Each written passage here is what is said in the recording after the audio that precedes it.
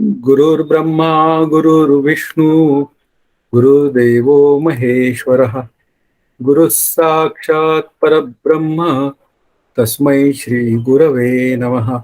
हरि ओम तत्सत. तृप्तिदीपाचा अभ्यास सुरू आहे आणि या तृप्तिदीपाच्या निमित्ताने जसजसे श्लोक पुढे जाणार आहेत तस तसा तृप्तीचा म्हणजे आभासाच्या शेवटच्या अवस्थेचा म्हणजे आनंदावाप्ती किंवा तृप्ती या अवस्थेचा जास्त विचार होणार आहे. आणि तो विचार अभ्यास करताना नेहमी माझे श्री गुरु मला सांगायचे की एखादा विचार करताना मी कदाचित त्या विचाराला म्हणजे त्या विचाराच्या अनुभवाला पात्र असतो किंवा नसेल, त्यावेळी तो विचार माझ्या अंतःकरणात साठवून ठेवावा आणि मग ज्यावेळी मी त्या पात्रतेला येतो त्यावेळी तो विचार, त्या तृप्तिदीपाचा केलेला विचार आणि मला मिळालेली निरंकुश तृप्ती या दोघांचा समन्वय घालण्याची एक क्षमता माझ्या अंतःकरणात तयार होते. 241वा जो श्लोक आहे तो चिदाभासाला मिळणाऱ्या फळाचे स्वरूप सांगणार आहे. आता इथं चिदाभासाला मिळणाऱ्या फळाचं स्वरूप या शब्दाचा अर्थ जीवाला मिळणाऱ्या फळाचं स्वरूप असा घ्यावा लागेल. जो ब्रह्म जाणतो तो ब्रह्मच होतो असे श्रुती म्हणते. ही श्रुती जाणल्यावर जो जाणता ब्रह्मचिंतनातच रमून ब्रह्मच होतो, दुसरे काही जाणतच नाही. आता एक श्रुती आहे की जो ब्रह्मस्वरूपाच्या चिंतनात रमतो तो ब्रह्मरूपच होतो, तो दुसरं काही होत नाही. आता दुसरं काही होत नाही या शब्दाचा अर्थ दोन तिथे शब्द प्रयोगे, एक ब्रह्मरूपच होणे आणि एक ब्रह्मासारखे होणे. आता ब्रह्मासारखे होणे हा जर का शब्दप्रयोग झाला तर त्या शब्दप्रयोगामध्ये आपल्याला चूक आपली कळाली पाहिजे. जेव्हा आपण ब्रह्मासारखे होतो असं जेव्हा बोलतो तेव्हा ब्रह्माचं एकमेव अद्वितीयत्व मोडून जातं.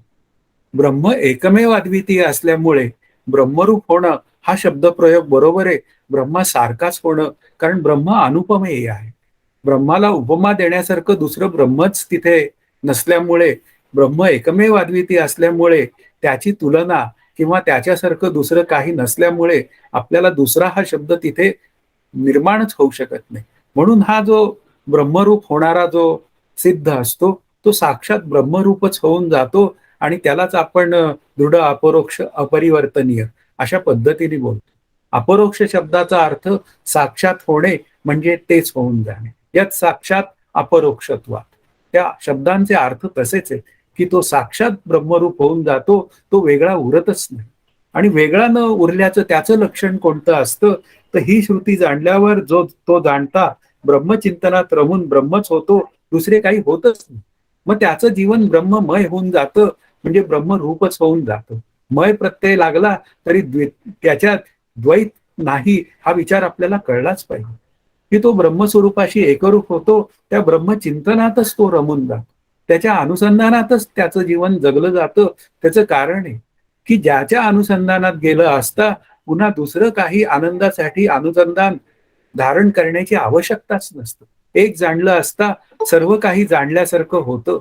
अशा पद्धतीने जे काय विचार मांडले गेलेले आहेत ते केवळ ब्रह्मचिंतनात असणारा ब्रह्मरूपच होऊन जातो हा सांगण्याचा विचार आहे. म्हणून चिदाभासाला काय फळ मिळतं तर त्या जीवाला ब्रह्मरूप झाल्याचं फळ मिळतं म्हणजे तो तृप्त होतो. चिदाभासाचा ज्ञानकाली नाश होतो का असा एक प्रश्न आहे आणि त्याचं 242व्या श्लोकामध्ये उत्तर देत आहे. यज्ञानंतर देवत्व मिळावे म्हणून यजमान जसा अग्नीत प्रवेश करतोच त्याप्रमाणे आत्मरूपाने राहण्याकरता चिदाभास स्वतः नष्ट होण्यास तयार असतो. मुख्य मुद्दा काय आहे, तयार होतो. तर यज्ञ महात्म्य खूप मोठं असल्यामुळे तो जो यजमान आहे तो त्या यज्ञात प्रवेश करता होतो, हा त्यातला भाग आहे. म्हणजे त्याच्यामध्ये त्या यज्ञ प्रवेशाचं फळ मिळण्याच्या अपेक्षेने तो त्याच्या स्वतःच्या जीवाची पण पर्वा करत नाही. तसाच हा काहीसा ब्रह्मरूप जो होण्यासाठी अभ्यास करतो तो मात्र त्याच्या जीवदशेचा त्याग करतो. इथे त्याग जो आहे चिदाभास स्वतः नष्ट होण्यास तयार होतो. इथे नष्ट शब्दाचा अर्थ बाधित, कारण चिदाभास नष्ट होणं म्हणजे त्याचं जीवन असं नाहीये. चिदाभास म्हणजे जीवत्व, त्याचं जीवत्व जातं म्हणजे त्याचं जे सत्यत्वाने जीवन जगण्याचं तंत्र किंवा सुखी किंवा दुःखी होण्याचं जे तंत्र आहे ते त्याच्या अंतःकरणात निघून जातं आणि तो त्या स्वरूपाशी एकरूप होऊन राहतो. म्हणून इथे त्याग आहे. नेहमी समर्थ म्हणतात की संतांची भूमिका कशी असते, तर काही देशी काही घेशी. ते मला आनंदाचा ठेवा, त्या तृप्तीचा विचार माझ्या पुढे मांडतात. पण ते मांडताना मात्र माझ्याकडनं काहीतरी घेतात, माझा जीवपणा घेतात. माझा जीवपणा घेतात आणि तो जीवपणा बाधित झाल्यानंतर म्हणजे त्या जीवपणाचा त्याग झाल्यानंतर खऱ्या अर्थाने मी आनंदाशी एकरूप होतो. म्हणून इथे काय आहे, की चिदाभासाचा ज्ञानकाली नाश होतो का? म्हणून आपल्याला ज्ञानकाली अत्यंत शुद्ध स्वरूपामध्ये काहीच नाही, सगळं स्वरूपच आहे. पण जेव्हा मात्र त्या स्वरूपातनं जेव्हा आपण खाली उतरतो, म्हणजे त्या फ्रॅक्शन ऑफ सेकंदाच्या अनुभवानंतर जेव्हा आपण खाली उतरतो, तेव्हा चिदाभास नावाचं तत्व असतं. ते कार्य करतं, पण ते कार्य करून सुद्धा हा अकर्ता राहतो. हा त्यातला महत्वाचा विचार आपल्या लक्षात आला पाहिजे. पुढे आता 243वा जो श्लोक आहे, तो असं सांगतोय, की जीवनमुक्त स्थितीत जीवदशा कशी असते? कारण त्याच्या जीवदशेचा विचार हा साधकाच्या दृष्टीने अभ्यासाचा भाग आहे. ज्याप्रमाणे अग्नीत प्रवेश करून भस्म होईपर्यंत यजमानाचे मनुष्यत्व टिकून असते, त्याप्रमाणे प्रारब्ध असेपर्यंत चिदाभास टिकून राहतो. आता हे उदाहरण एकदेशी आहे, ते सोडून द्या. उदाहरणामध्ये काय आहे, की त्या यजमानाने अग्नीत प्रवेश केला, तो मनुष्य रूपात किती वेळ आहे? जोपर्यंत त्याच्या शरीराचं भस्म होत नाही तोपर्यंत. तसाच काहीसा आहे, की ह्याचा आवरणांश जातो, म्हणजे आत्मस्वरूपाचं अज्ञान निघून जातं, तरी सुद्धा कार्यरूपाने शरीर राहतच. आणि मग शरीर राहिला असेल तर प्रारब्ध नावाचा जो घटक आहे, तो त्या स्थूल सूक्ष्म शरीराला कारण असतोच. म्हणजे त्याला त्याचं प्रारब्ध भोगावंच लागतं. म्हणजे याचा अर्थ प्रारब्ध नष्ट होत नाही, तर काय होऊन जातं, त्या प्रारब्धाच्या निमित्ताने येणारे जे काय त्याच्या आयुष्यात सुखदुःखाचे प्रसंग असतात, त्या प्रसंगांच्या निमित्ताने याची अंतःकरण वृत्ती म्हणजे जीवनमुक्ताची अंतःकरण वृत्ती ही सुखी किंवा दुःखी होत नाही. तो सहजच सुखरूप झाल्यामुळे त्याच्या अंतःकरणात या विशेषत्वाने त्या सुखदुःखांची लाट तयार होत नाही, हा विचार सांगायचा. म्हणून इथे प्रारब्धाचा नाश होत नाही. हरिकृपे त्याचा नाश होय, हा जो विचार मांडला गेलाय एका जनार्दनी भोग प्रारब्धाचा, तिथे तो नाश शब्दाचा अर्थ बाद ह्या अर्थाने. म्हणून इथे काय आहे, त्या बाधितानुवृत्तीमध्ये ते जीवन जगलं जातं. ते असंग रूप आत्मस्वरूपाकडनंच ते जगलं गेलेलं जीवन असतं. हा केवळ कल्पितपणाने त्या आत्मरूपावर असंग स्वरूपावर झालेला हा आरोप आहे, हे आपल्याला लक्षात ठेवावं लागतं. पण तो भोगून अभोगता असतो, करून आकर्ता असतो. तो मी काही स्वतः करतो या भूमिकेत त्याचं जीवनच नसतं. अशा पद्धतीने जो आनंदातलं जीवन जगतो, तो ते आनंदातलं जीवन हे सहज जगत असतो. तिथे मी आनंदात आहे या वृत्तीचाही तिथे अभाव असतो. इतक्या सहज तो येतो, सहज तो जातो. त्याला कुठल्याच गोष्टीचं विशेषत्व हे त्याच्या अंतःकरणात नसतं. त्या प्रारब्धाचंही विशेषत्व नसतं, कारण प्रारब्ध सुद्धा त्याचं नारायण रूपच झालेलं असतं. संचित प्रारब्ध प्रारब्ध क्रियमाण अवघा झाला नारायण. त्याला स्वतःचं असं वेगळं अस्तित्वच नसतं. तो देवरूपच झालेला असतो आणि तो देवरूप होऊन त्या आनंदाचं जीवन जगतो. हा एवढाच विचार या श्लोकाच्या निमित्ताने सांगायचा आहे. आता पुढे 244वा श्लोक जो आहे, तो अज्ञान गेल्यावर प्रारब्ध भोग कसे असतील हा सांगणारा विचार आहे. दोरीचे ज्ञान झाल्यावरही भरलेला कापरा हळूहळू कमी होतो. तीच दोरी मंद अंधकारात पुन्हा पाहिली तर पुन्हा सर्प दिसणे शक्य आहे. या दोन पद्धती आपल्याला पक्क्या कळल्या पाहिजे, की मला त्या बॅटरी टाकली मी त्या सापावर आणि सापावर विजेरी टाकल्यानंतर माझ्या लक्षात आलं की ही दोरी आहे. पण जोपर्यंत माझ्या अंतःकरणात साप होता, त्यावेळी मला थोडी भीती वाटतच होती. आणि जेव्हा मला दोरीचं ज्ञान झालं, तेव्हा मी काय म्हणालो, अरे ही तर दोरीच आहे. म्हणजे याचा अर्थ काय झाला, त्या दोरीच्या ज्ञानाने सर्पाचं ज्ञान जे होतं म्हणजे भ्रमित ज्ञान होतं, ते दोरीच्या यथार्थ ज्ञानाने गेलं. तसंच जगत कसं आहे, तर जगत सर्परूपच आहे. म्हणजेच ते कसं आहे, आभासिक आहे. मग त्या आभासिक सर्पाचं म्हणजे जगताचं ज्ञान हे बाधित झालं.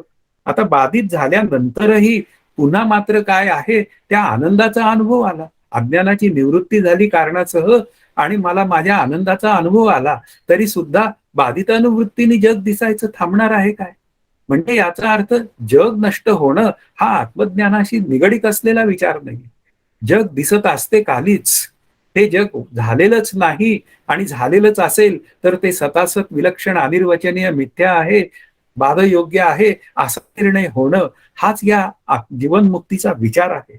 म्हणून इथे काय आहे, की पुन्हा कधी जर का वेळ आली आणि मंद अंधकार अशी सिच्युएशन असेल, तर पुन्हा सर्पाभास होऊ नये काय? सर्पाभास होईलच. मग पुन्हा भीती वाटणार नाही काय?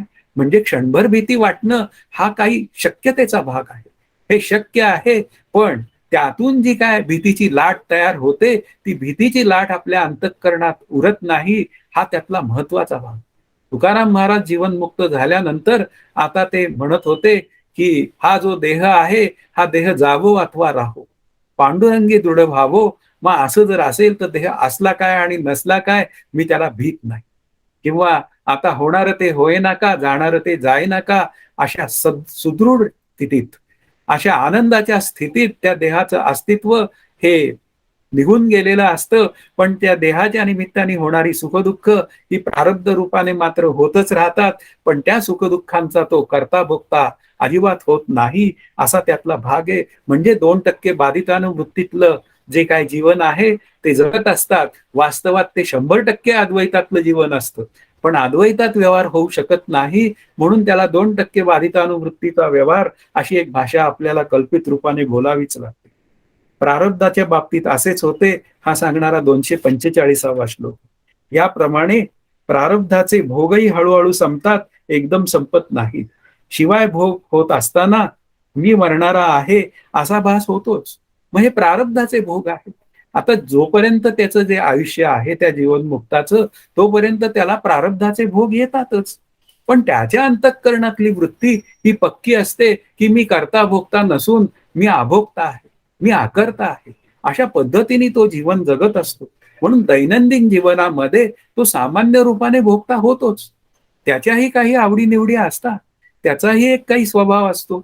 माझ्याही श्रीगुरूंच्या काही आवडीनिवडी आहेत आणि त्या आवडीनिवडी शिष्य म्हणून मी फुलफिल करण्याचा प्रयत्न करतो आणि त्या निमित्ताने मला आनंदही मिळतो. म्हणजे त्या निमित्ताने गुरुसेवाही घडते. त्यांना बरंच काही आवडतं. मग त्याप्रमाणे मी त्यांच्या बरंच काही आवडणारं समजा पुढे केलं, त्याप्रमाणे मी माझं जीवन जगलो, तर मला माझ्या आनंदाकडे जाण्याचे प्रश्न विचारता येतात. त्या सगळ्या गोष्टी घडतात. म्हणून इथे काय आहे, याचा अर्थ श्री गुरु भ्रमित अवस्थेत आहेत असा नाहीये.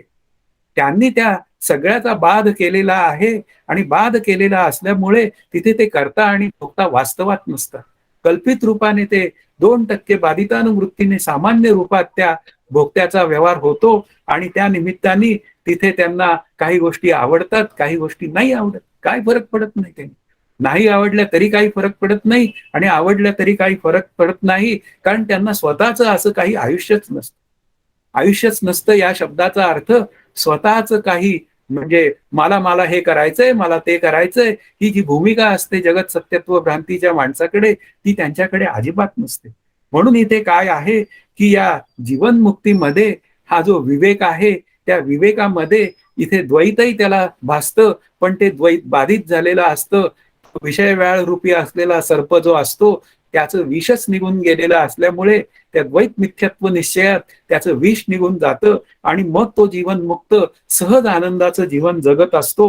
म्हणून असं जीवन जगत असला तरी सुद्धा 2% बाधितानुवृत्तीचं जीवन हे तो जगत असतो, हे आपल्याला कळूनच घ्यायला पाहिजे. अदरवाईज त्या जीवनमुक्ताकडनं व्यवहार होण्याची कुठे व्यवस्थाच नाही. मग गुरु शिष्य परंपरा नाही, मग हे ज्ञान ट्रान्सफर कसं होणार? ट्रान्सफर याचा अर्थ नॉन ट्रान्सफरेबल आहे, तरी सुद्धा ते समजावून सांगण्याचं जे काय विचार आहेत ते घडावेच लागतात आणि ते सगळे घडतात, ते सगळे द्वैतात घडतात, पण त्या बाधित द्वैतात ते घडतात. हा विचार आपण करूया.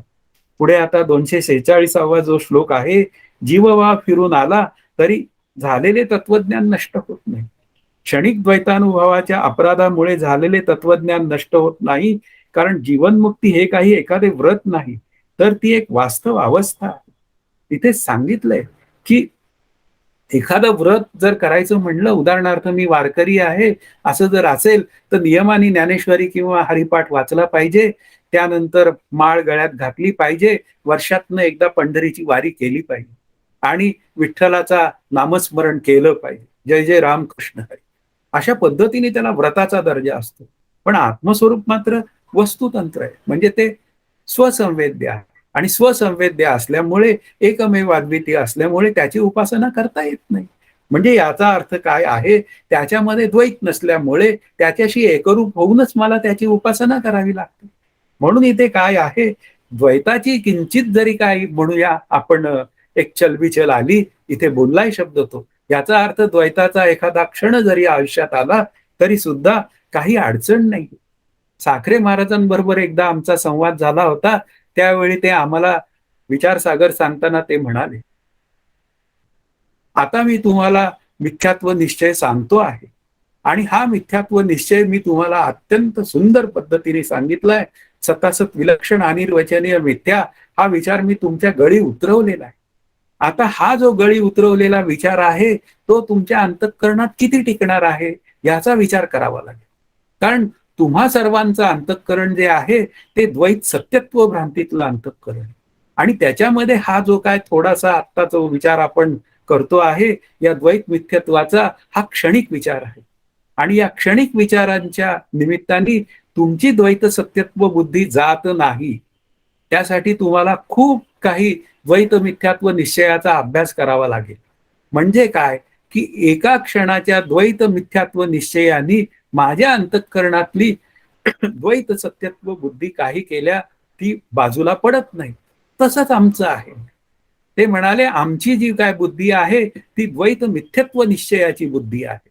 आणि त्या द्वैत मिथ्यत्वाच्या निश्चयाच्या बुद्धीमध्ये जेव्हा एखादा द्वैत सत्यत्व बुद्धीचा एखादा क्षण येतो तेव्हा तो आमच्या द्वैत मिथ्यात्व निश्चय बुद्धीला काहीही करू शकत नाही.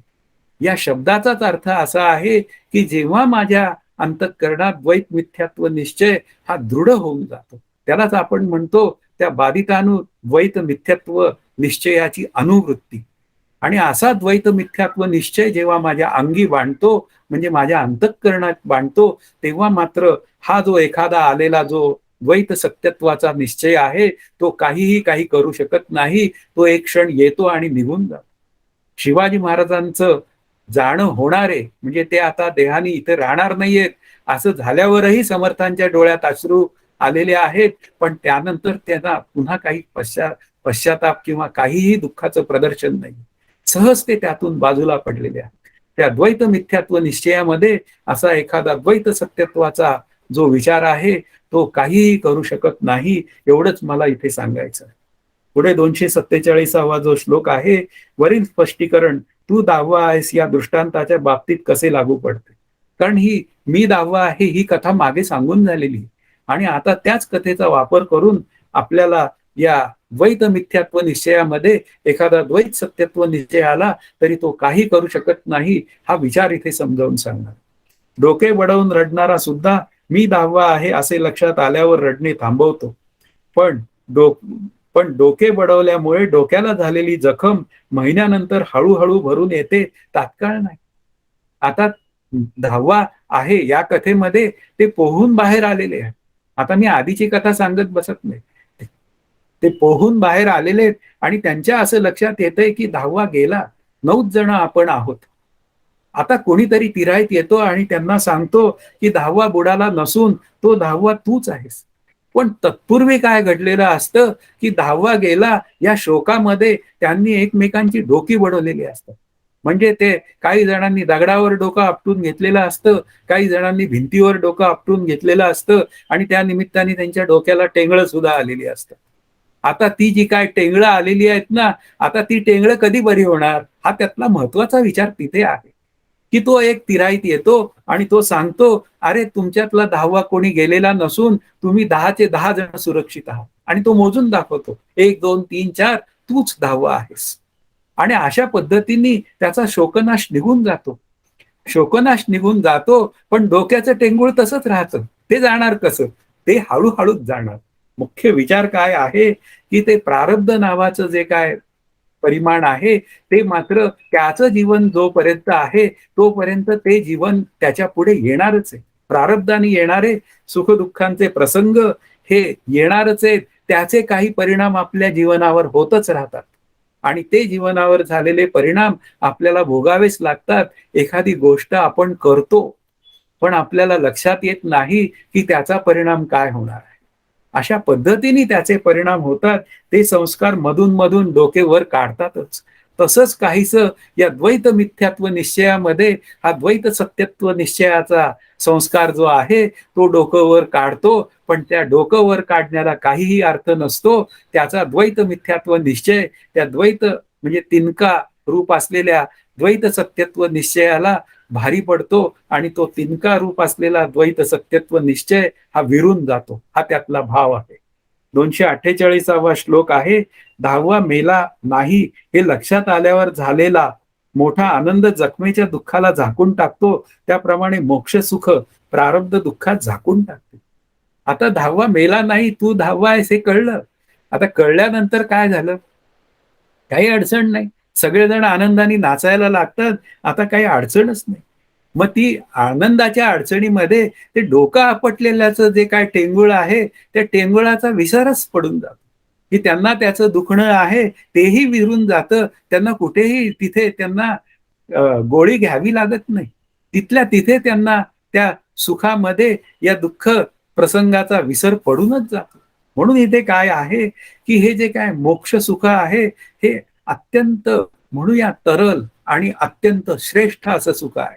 आणि त्या सुखामध्ये त्या प्रारब्धाने मिळणाऱ्या सुखदुःखांचा जो विचार आहे तो लोप पावतो, तो विरून जातो. म्हणून इथे काय आहे, मोठ्या आनंदापुढे म्हणजे त्या निरपेक्ष आनंदापुढे या सापेक्षित आनंदाचा विचार हा कुठल्या कुठे निघून जातो, एवढाच विचार या श्लोकाच्या निमित्ताने करायचा.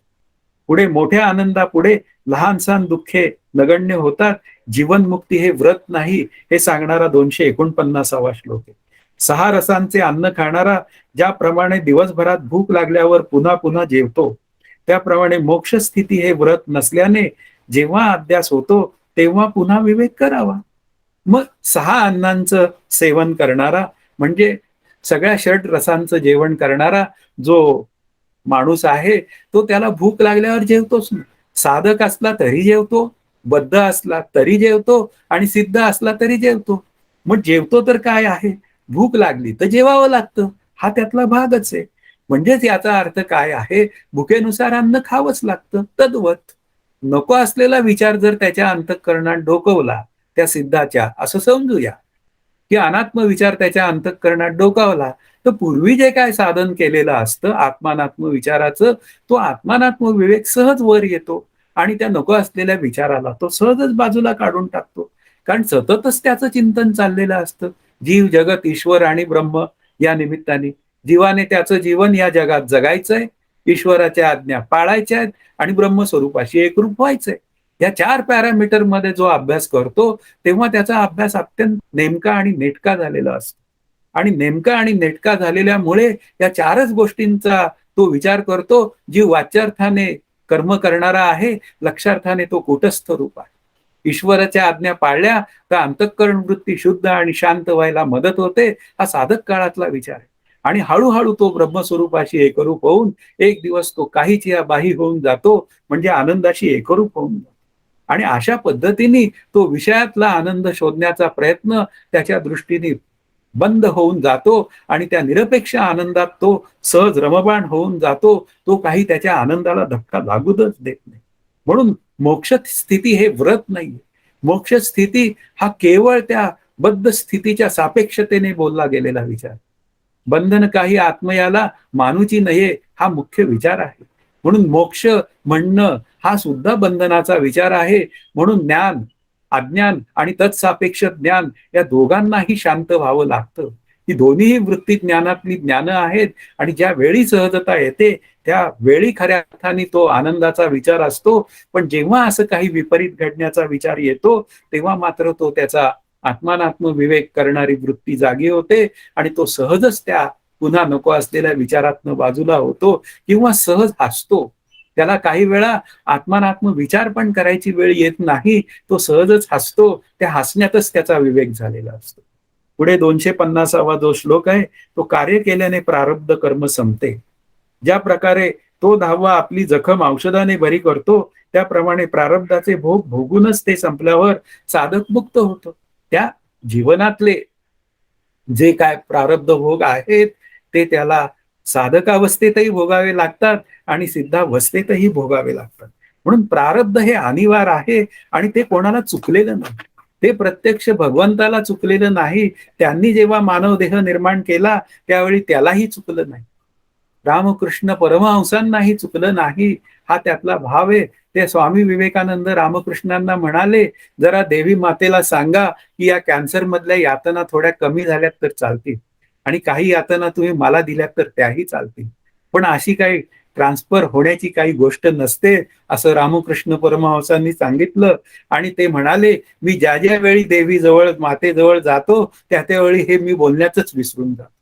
म्हणजे याचा अर्थ काय आहे, देवी मातेजवळ आनंदाशिवाय काही नाही. अशी ही जी काली माता आहे, दिसायला अत्यंत उग्र स्वरूप, पण ती त्या रामकृष्ण परमहंसांचा प्रेमाचा विषय होती. म्हणजे दुसऱ्याला ते उग्र स्वरूप आहे, राक्षसांना म्हणजे जे धर्मानी वागत नाही त्यांना आहे, पण जे आनंद रूप होण्यासाठी जेव्हा वागतात तेव्हा काली मातेचं रूप सुद्धा अत्यंत सुंदर आणि प्रसन्न दिसतं. म्हणून इथे काय आहे, आपल्याला एकच लक्षात ठेवायचं की मला सकामता नंतर त्या सिद्धींचा विचार हा मला काही करायचा नाही. मला केवळ माझ्या आनंदासाठी साधन करायचंय आणि असं आनंदाची साठी साधन करता करता त्या साधकाचं प्रारब्ध संपतं, त्यावेळी त्याचा देहही संपतो, त्या सिद्धाचा देहही संपतो आणि जोपर्यंत मधला भाग जो आहे प्रारब्धाने भोगण्याचा तो भोगतो, पण तो भोगून सुद्धा तो मात्र अभोगताच राहतो, कारण संचित त्याचं संपलेलं असतं. नंतर पुन्हा पाहायला गेलं तर प्रारब्ध भोग जो आहे तो आपण म्हणूया कार्यरूपाने राहिलेला, त्या भोगाचा तो भोगताही नसतो आणि पुन्हा क्रियमाणामध्ये तो मी कर्म करतो हा भावही नसतो. म्हणजे अशा पद्धतीने इथे म्हटलंय, संचित प्रारब्ध क्रियमाण अवघा झाला नारायण. तो नारायण रूप झाल्यामुळे त्याच्या लेखी मी वेगळा हा भावच नसतो. अशा पद्धतीचं जे जीवन आहे ते तृप्तीचं जीवन आहे आणि ते जीवन मला प्राप्त व्हावं हा या तृप्तीदीपाचा खरा विचार आहे. ह्याच प्रकरणाच्या 48व्या श्लोकात अपरोक्ष ज्ञान व शोक नाहीसा होणे या चिदाभासाच्या 5व्या व 6व्या अवस्था सांगून झाल्या. आता तृप्ती ही 7वी अवस्था सांगितली जात आहे. इथे शोकनाश पर्यंतचा विचार हा मांडलाय. परोक्ष ज्ञान, अपरोक्ष ज्ञान, शोकनाश आणि आनंदावाप्ती म्हणजे तृप्ती, असा तो विचार आहे. परोक्ष ज्ञानाचा विचार झाला, नंतर अपरोक्ष ज्ञानाचा विचार झाला आणि शोकनाश झाल्यानंतरचं जे काय जीवन आहे त्या जीवनाचाही विचार झाला. आणि मग आता हा 251वा जो श्लोक आहे तो 7वी तृप्तीची अवस्था सांगणारा आहे. त्या तृप्तीची अवस्था सांगणारा श्लोकाचा अभ्यास करण्यापूर्वी मला विचारसागर या ग्रंथामध्ये आभासाच्या 7 अवस्था सांगताना शोकनाशाचा जो विचार आहे तो करावासा वाटला. तो थोडासा विचार आपण इथे करूया, पण हा 251वा श्लोक आपण आधी वाचूया. कशाची इच्छा करणारा या श्रुतीने सांगितलेला शोकनाश येथपर्यंत सांगून जावा. हीच आभासाची 6वी अवस्था असून तृप्ती ही 7वी अवस्था आहे.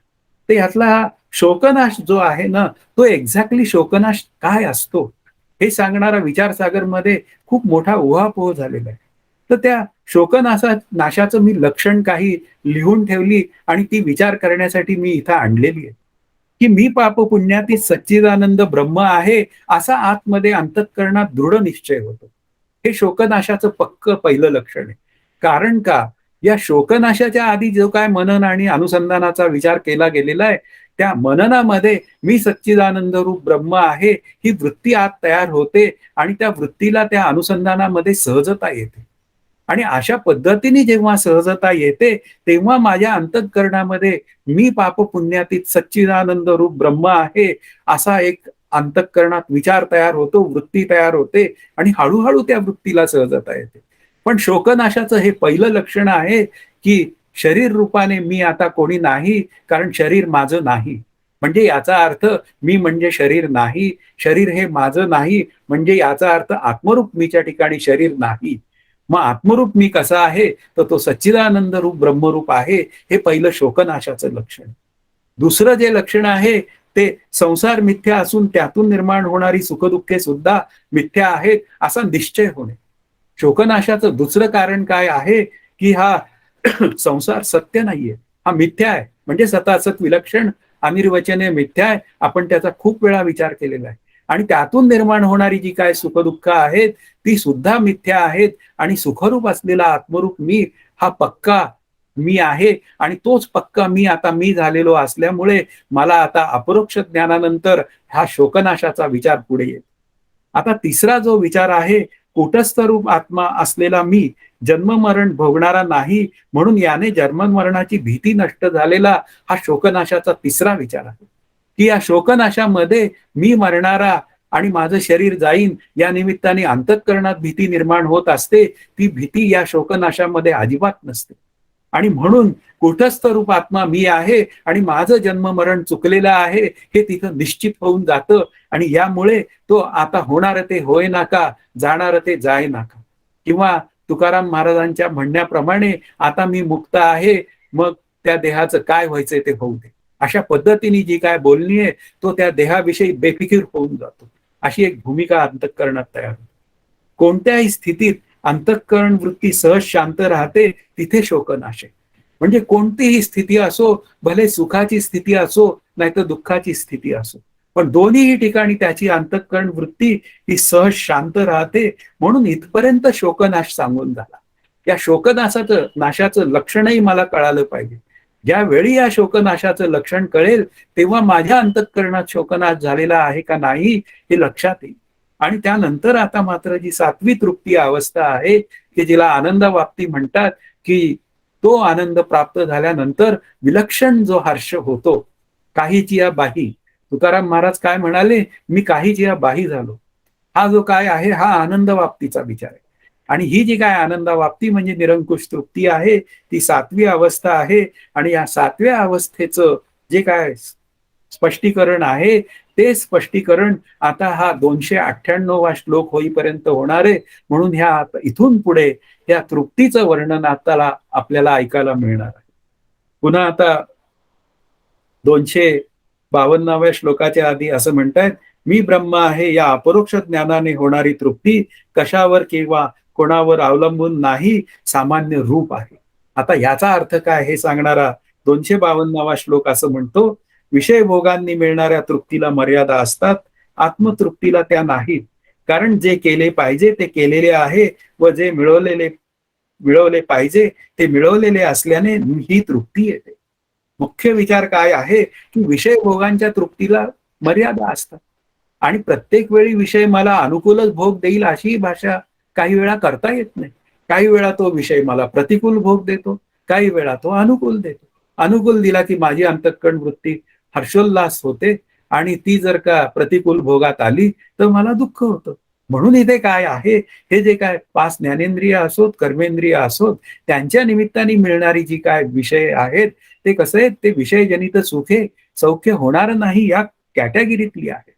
आणि या कॅटेगरीतली असल्यामुळे आपण जे शब्द स्पर्श रस रूप गंध या निमित्ताने जेव्हा विचार करतो, त्यावेळी त्या लोलंगतासी समाधान कैसे असं समर्थही म्हणतात, की कितीही मी बाह्य विषयांवर अवलंबून असलेल्या विषयांचा भोग घेऊन माझी अंतःकरण वृत्ती शांत करण्याचा प्रयत्न केला, तर ती अंतःकरण वृत्ती भोग भोगून झाल्यावर आणखीनच भोगाची मागणी करते. म्हणजे याचा अर्थ काय झाला, की हा जो काय भोग आहे, की भोगता म्हणून मी त्या लोलुपतेने भोगणारा जो भोग आहे, आसक्त वृत्तीने भोगणारा मी जो जीव आहे, तो त्या भोगात आसक्तच होत जातो आणि त्या निमित्ताने तो सुखी होतो किंवा दुःखी होतो. पण त्याच्या उलट ही आनंद वाप्ती आहे, म्हणजे ही निरंकुश तृप्ती आहे आणि ती पदार्थ निरपेक्ष आनंदातनं प्राप्त झालेली असते. म्हणजे ती अशी तृप्ती असते, की त्या तृप्तीचं अवलंबित्व कोणत्याही विषयावर नसतं, व्यक्तीवर नसतं आणि परिस्थितीवर तर अजिबात नसतं. तुकाराम महाराजांच्या परिस्थितीचा विचार तर आम्ही सदैव सोडके, अत्यंत गरीब. नाथ महाराजांच्या परिस्थितीचा विचार केला तर अत्यंत श्रीमंत, तरी सुद्धा आनंद. ज्ञानदेवांचा आणि समर्थांचा विचार केला, दोघं संन्यासी. म्हणजे याचा अर्थ काय आहे, कोणाजवळ किती आहे, काय आहे याच्यावर अवलंबून नसलेली निरंकुश तृप्ती जी आहे ती प्राप्त झालेली आहे आणि ती कोणत्याही विषयावर आणि व्यक्तीवर अवलंबून नाही, ती केवळ त्या विठ्ठल रूप होण्यावर अवलंबून. जो विठ्ठल रूप झाला तो आनंद रूप झाला आणि अशा पद्धतीने जे मिळवायचं आहे ते आता मिळवलेलं आहे. एक मिळवला असता आता आणखीन काही मिळवायचं शिल्लक उरत नाही. अशा पद्धतीने जी काय आपल्या श्रुतीमध्ये भाषा बोललेली आहे ती त्यांना कळालेली असते. म्हणून इथे काय आहे ते चिंतन करायची जेव्हा वेळ येते तेव्हा बोललं जातं, आता कोठे धावे मन तुझे चरण देखलिया, भाग गेला क्षीण गेला अवघा झाला आनंद. म्हणजे काही आता मिळवायचंच नाही, भाग गेला क्षीण गेला. आता मी जे तुझ्या मागे धावत होतो साधक वृत्तीवर असताना मी सतत तुला प्राप्त करून घेण्यासाठी मी प्रयत्न करीत होतो, आता ते मला प्राप्त झाला, तू विठ्ठल प्राप्त झाला. आणि आता प्राप्त झाल्यानंतर नित्यप्राप्ताच्या प्राप्तीसारखा तू प्राप्त झाला आणि आता तुझी माझी काही ताटातुटीच नाही. अशा पद्धतीने जी काय निरंकुश तृप्ती आहे आणि त्या निरंकुश तृप्तीतनं जे काय सामान्य जीवन आहे म्हणजे सहज होणारं जे घडणारं जीवन आहे तो त्या आनंदाचा विषय असतो. म्हणून इथे हा जीवनमुक्त जो असतो तो अत्यंत शांत असतो. त्याच्या लेखी कुठेही काही कटकट झाली, हे झालं ते झालं हा विषयच नसतो. कुठल्याही परिस्थितीत तो पॉझिटिव्हली विचार करतो आणि कोणत्याही क्षणी तो उत्तर शोधतोच. आणि त्याला ते उत्तर शोधण्याला तो देवही मदत करतो, तो विठ्ठलही मदत करतो. कारण त्याच्या शब्दाला जे काय वजन प्राप्त होतं त्या जीवनमुक्ताच्या ते केवळ विठ्ठलाच्या मुळे असतं. आणि विठ्ठलाला त्याचा शब्द खरा करावा लागतो. संतांचे कितीतरी शब्द या देवदेवतांनी खरे केलेले आहेत. कारण संतांचा शब्द म्हणजे देवाचा शब्द अशी भूमिका मांडली गेली. म्हणजे याचा अर्थ काय आहे की ही जी काय सार्थकता आहे की त्या सार्थकतेपुढे म्हणजे त्या जीव ब्रह्मैक्य ज्ञानाच्या सार्थकतेपुढे बाकी सगळ्या ज्या काय सार्थकता आहेत त्या सगळ्या नगण्य असतात. म्हणून एक सार्थकता आत्मस्वरूपाची प्राप्ती झाली असता मला काही मिळवायचं शिल्लक उरतच नाही. आता पुढे तो कृतकृत्यतेचा विचार जो आहे तो मांडायला सुरुवात झालेली आहे. तो 253वा श्लोक असं म्हणतोय, व्यावहारिक जीवन स्वर्गातील ऊर्ध्व लोक व मोक्ष यांच्या प्राप्तीसाठी याला पूर्वी बरीच कर्तव्ये होती, पण आता ते सर्व मिळाले आहे. मुख्य विचार काय आहे की व्यावहारिक जीवन, स्वर्गाची प्राप्ती, त्या ऐहिक पारलोकाचा विचार हा सगळा विचार या आत्मतृप्तीमध्ये संपून जातो. म्हणून पूर्वी बरंच काही कर्तव्य होते, मला हे करायचंय, मला ते करायचंय. पण इथे मात्र आत्मस्वरूपाच्या ऐक्यतेमध्ये त्या कर्तव्यतेचा विचारच संपून जातो. साधकाला कर्तव्य काय अशी भाषा बोलली जाते की ज्याने आपल्या अंतःकरणातील मलविक्षेप दोष घालवलेले आहेत आणि केवळ आवरण दोष निवृत्त्यर्थ म्हणजे आत्मस्वरूपाच्या प्राप्त्यर्थ आपलं जीवन व्यतीत करायचंय, हेच मला एक कर्तव्य उरलेलं आहे, हा साधकाचा विचार आहे. पण जेव्हा साधकाचा सिद्ध होतो तेव्हा मात्र हा कर्तव्याचा विचारच संपतो. या संसारात त्याला काही कर्तव्यच उरत नाही. तो जे काय बोलतो ते बोलतो, त्याच्या बोलण्याला काही विषय नसतो. या शब्दाचा अर्थ असा आहे की त्याचं बोलणं हे केवळ कल्याणासाठी असतं. लोकांचं कल्याण हेच त्याच्या बोलण्याचे विषय असतात. त्याला स्वतःसाठी काहीही करायचं नसतं, स्वतःसाठी तो काही करत नाही. कोणत्याही संतांनी स्वतःसाठी काहीही केलं नाही, ते समाजासाठी झिजले, समाजांनी त्यांना त्रासच दिला. आता त्या समाजाचा विचार बाजूला ठेवूया आपण. आपण केवळ त्या संतांच्या वागण्याचा विचार करूया. म्हणून इथे काय आहे की काहीच कर्तव्य उरत नाही, तो कृतकृत्य होतो. आणि असं कृतकृत्य या शब्दाचा अर्थ जे करावयाचे असते ते आणि ते करून झाले, जे करायचे असते ते आणि ते करून झाले, अशा पद्धतीने या कृतकृत्य शब्दाचा अर्थ आहे. आणि करायचं काय आहे या जीवनाला आल्यावर या नरदेहाचे निसंबंधे बहुत पावले उत्तम पदे अहंता सांडूनी स्वानंदे सुखी झाले. मला सुखरूप व्हायचंय. सुखी शब्दाचा अर्थ सुखरूप व्हायचंय म्हणजे मोक्षरूप व्हायचंय. आणि असं मोक्षरूप होण्यासाठी त्याच्या अलीकडची जेव्हा अवस्था असते कृतकृत्य होण्यापूर्वीची ती असते जाणतेने गुरु भजीचे, तेने कृतकार्य व्हायचे. म्हणजे ते कृतकार्य काय आहे तर कृतकृत्य होणं आहे. आणि ते कृतकृत्य व्हायचं असेल तर मला जाणतेने गुरुभजन केलं पाहिजे. त्यांनी सांगितलेला विचार हा मी तंतोतंत पाळण्याचा प्रयत्न केला पाहिजे. पुढे त्या कृतकृत्यतेने काय मिळतं तर तृप्ती मिळते. तो 254वा श्लोक असं सांगतो, अशा कृतकृत्यतेने ती न होऊ देणाऱ्या कारणांचेही भान ठेवून असणारा नित्य तृप्त होतो. म्हणून इथे काय आहे ती कृतकृत्यता काय आहे, ती कृतकृत्यता की ज्यामुळे मला कृतकृत्यता मिळत नाही ती सगळी कारणं तो दूर करतो. वैध सत्यत्व बुद्धी हे कृतकृत्यता न मिळण्याचं कारण आहे आणि ती सगळी कारणं दूर करतो तो.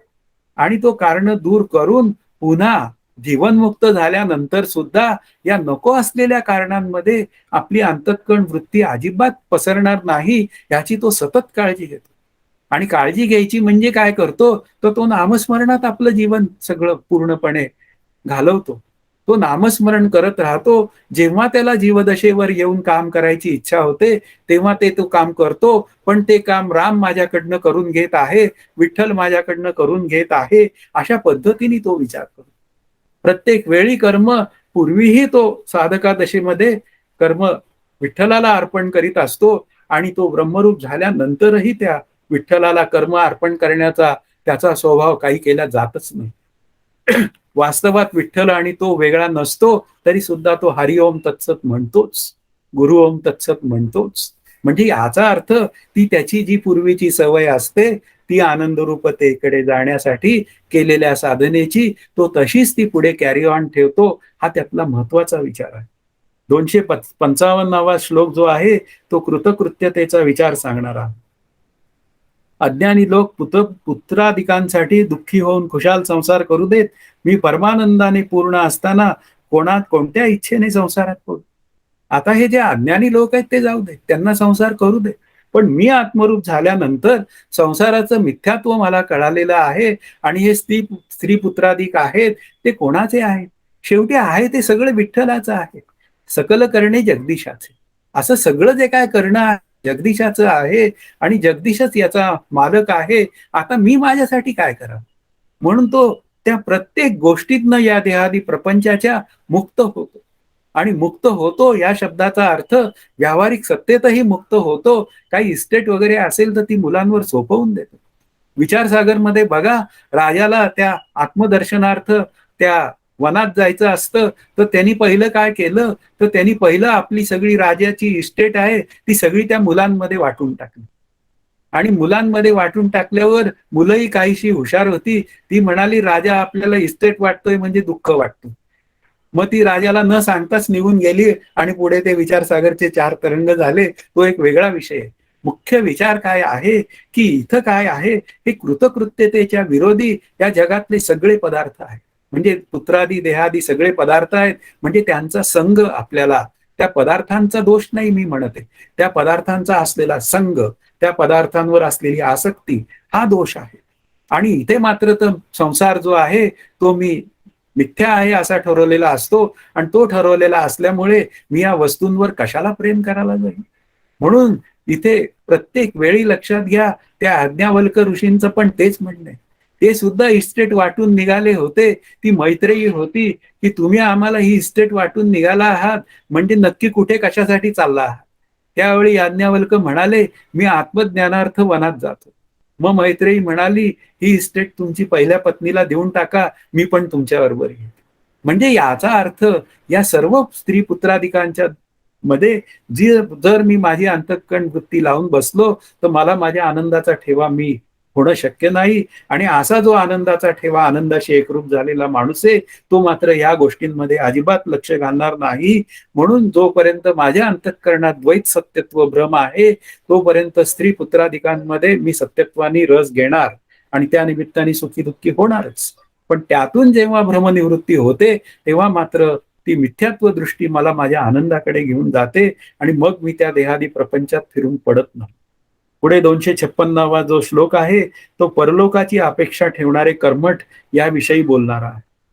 ज्यांना परलोकात जाण्याची इच्छा असेल त्यांनी त्या यज्ञाधिकांचे खुशाल अनुष्ठान करावे. पण सर्व लोकरूप झालेला मी कशाचे व कसे व कशासाठी अनुष्ठान करू. म्हणून कर्मठ लोक आहेत ते स्वर्गाच्या प्राप्तीसाठी किती यज्ञ करायचे ते करू दे, खुशाल करू दे, कारण त्यांचा तीच योग्यता आहे म्हणून ते करतील.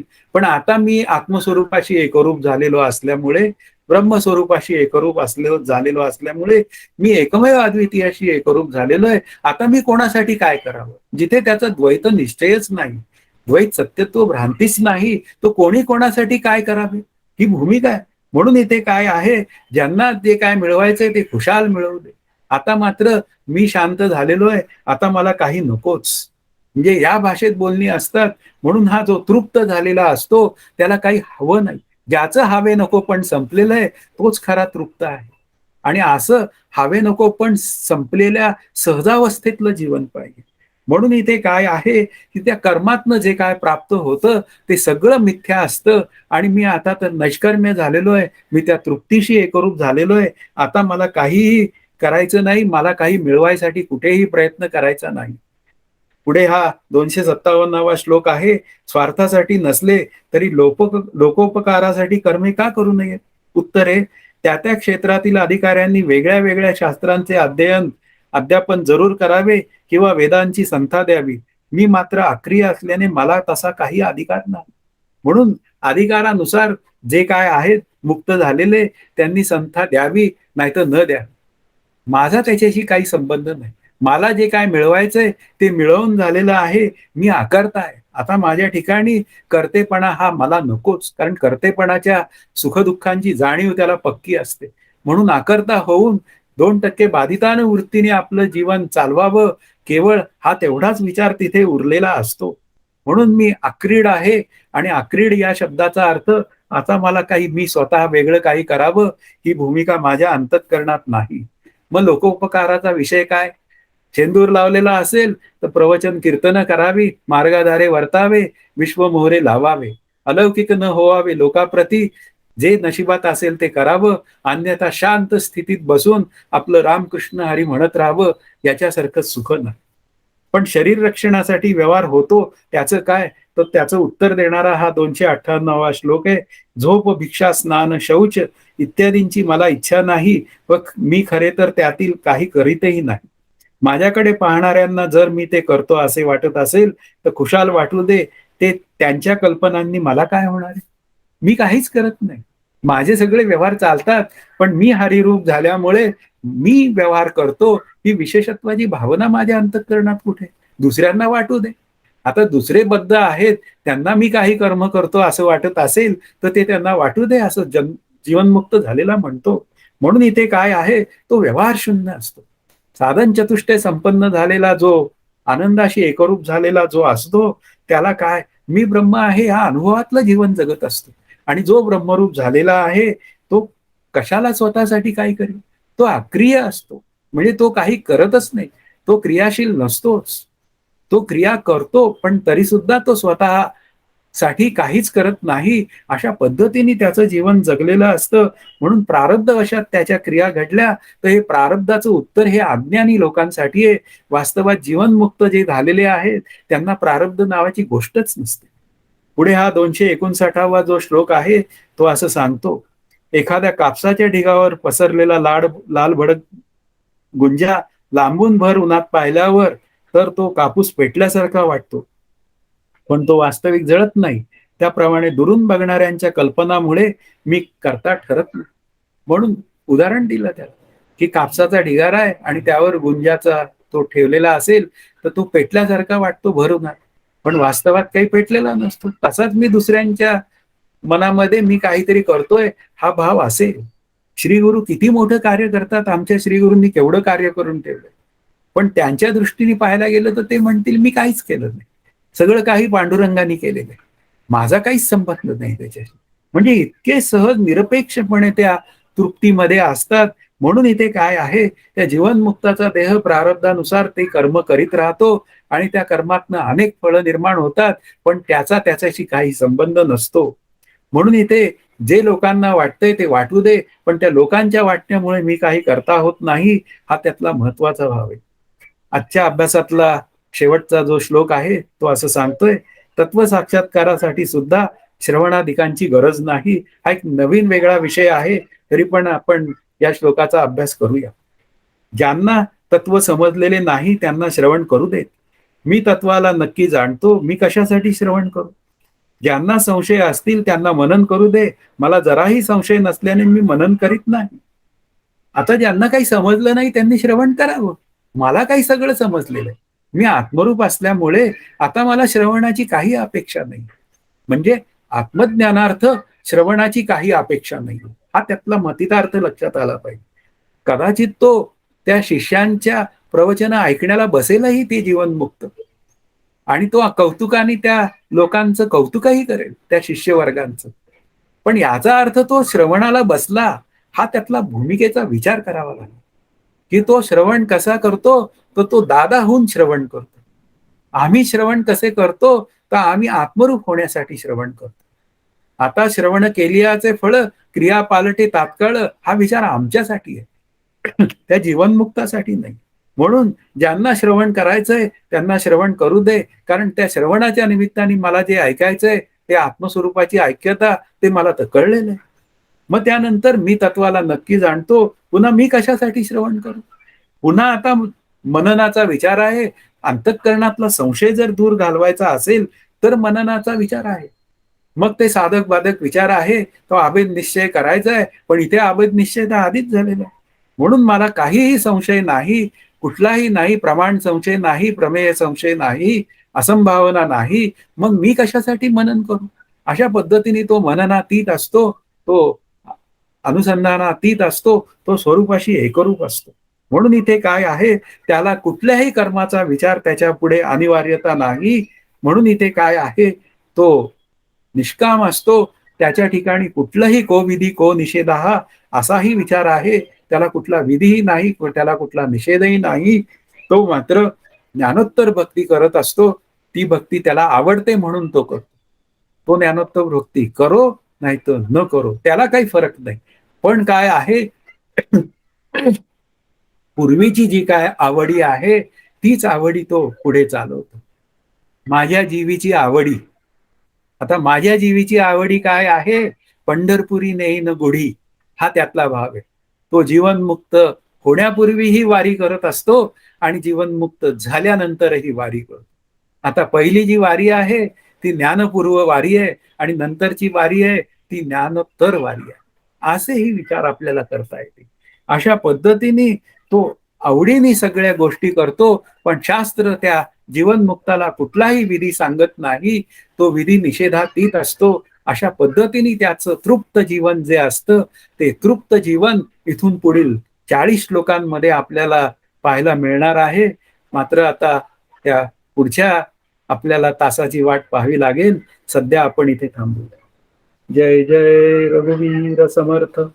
हरि ओम तत्सत. श्री पांडुरंगाय नमः.